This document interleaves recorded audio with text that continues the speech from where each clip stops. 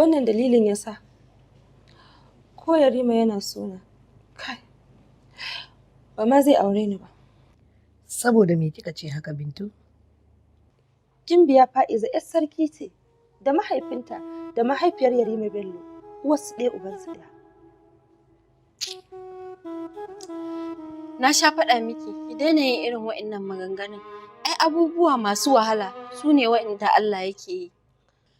Tunda yanzu ta tabbata Yarima yana son ki, in kowa bai isa ya shiga tsakanin aurensa da Gimbiya Fa'iza ba, ai shi ya isa. Sannan kuma ba son ta yake ba, ki duba ki ga yadda ya tashi ya bar gurin taron da ta shirya masa. Abin da kike kallo kenan Halima. Yau abin da ya faru ya tabbatar miki da cewa an ɗaura ɗamarar yaƙi tsakanina da Gimbiya.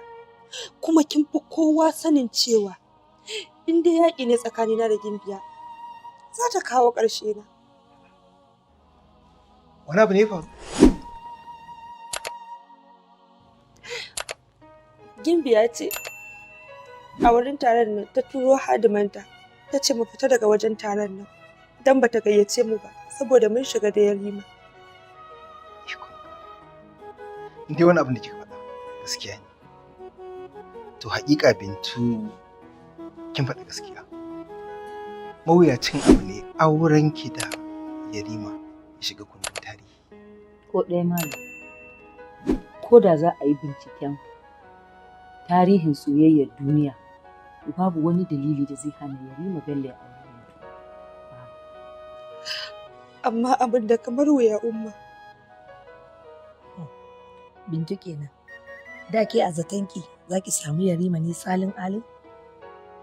Ai sai an yi gwagwarmaya ake mallaka abu mai muhimmanci. Ban taɓa cin musu tsakanin ke da Yarima auren ku zai yiwu ko ba zai yiwu ba. Domin na san ki rike babban makami. Wani irin makami ke da Umma? Kin dai gani yana son ki, ɗazun sauran kaɗan ya furta.